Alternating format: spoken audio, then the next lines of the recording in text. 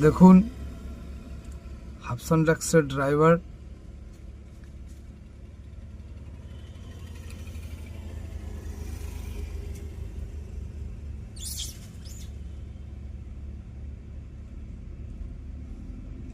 অশোক পোদ্দার মহাশয়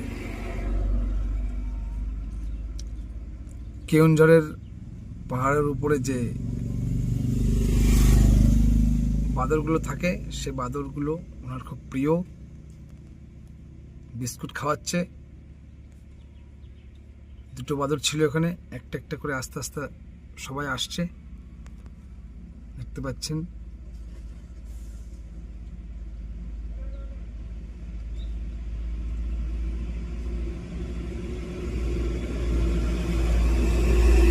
স্বামীজি বলেছেন,